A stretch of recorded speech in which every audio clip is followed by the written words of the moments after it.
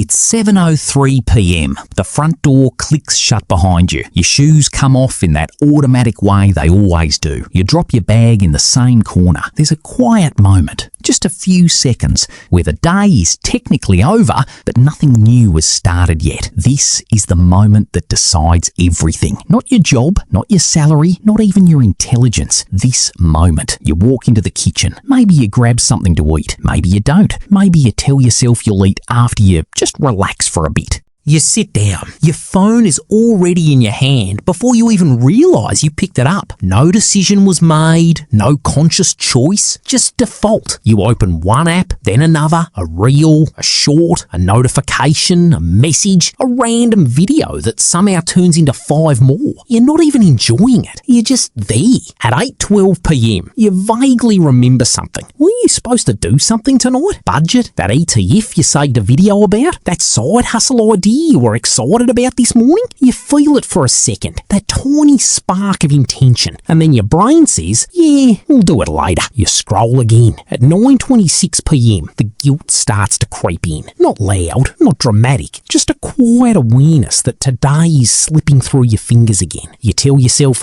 okay, at 10 I'll start. At 10:07 p.m, you're still scrolling. At 10:43 p.m, you finally put your phone down. Not because you're done, because you're exhausted. And just like that, the day is gone. Here's the part nobody tells you. You didn't choose that. You didn't wake up this morning and decide, tonight I'm going to sabotage my future. That's not what happened. Your brain just followed the path of least resistance. And in 2026, that path is engineered to be almost impossible to resist. Well, let me introduce you to someone. His name's Arjun. He's 29, works a decent job, makes okay money, not struggling, but not moving forward either. If you asked him what he wants, he'd tell you clearly, I want to get ahead financially. He's not lazy. He listens to finance podcasts on his commute. He watches videos like this one. He saves posts about investing, budgeting, side hustles. On paper, he looks like someone who should be progressing. But here's what his evenings actually look like. From 7 p.m. to 11 p.m, he loses control. Not dramatically, not obviously, quietly, consistently, every single day. 4 hours a night, 7 days a week. That's 28 hours. That's basically another full-time job. Except instead of building his future, he's feeding an algorithm. This is where it gets uncomfortable, because the real problem isn't time, it's transition. Most people think their problem is discipline. It's not. Most people think their problem is motivation. It's not that either.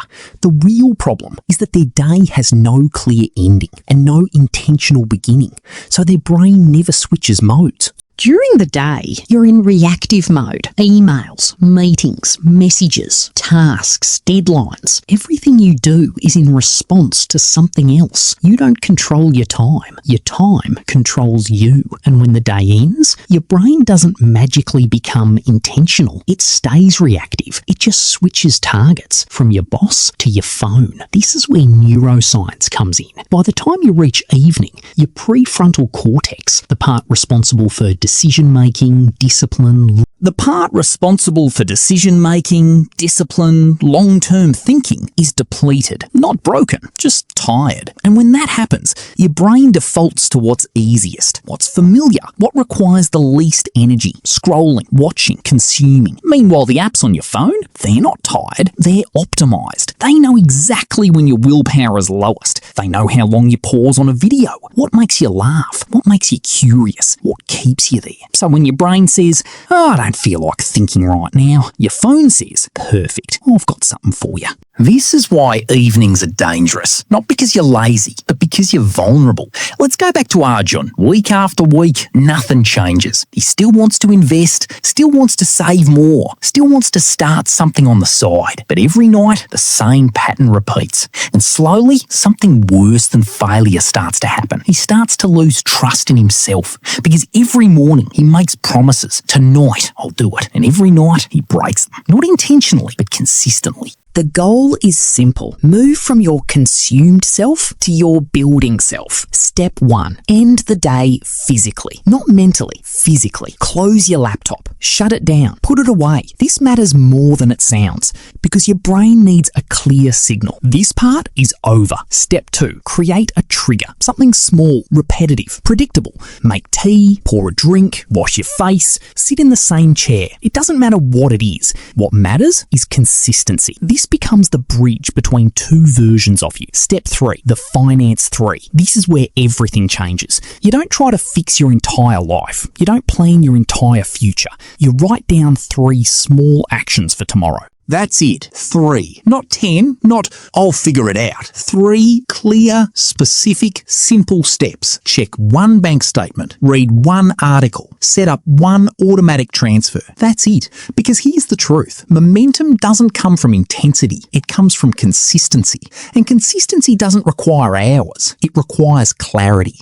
Now, let's go back to Arjun. But 6 weeks later, nothing dramatic has happened. He didn't suddenly become rich. He didn't launch a massive business. But something is different. His evenings feel intentional. He still relaxes. He still scrolls sometimes, but not by default, by choice. He knows what tomorrow looks like. He's building slowly, quietly, consistently, and most importantly, he trusts himself again because every night he's doing something small that his future self will benefit from. Now, zoom out again. 6 months. That's roughly 180 days. If you do just 3 small actions a day, that's 540 forward movements. 540 moments where you chose building over consuming. That's not small, that's transformation. And here's the uncomfortable question. If nothing changes, if your evenings stay the same, where will you be by the end of 2026? Same job, same income, same stress, same conversations about someday.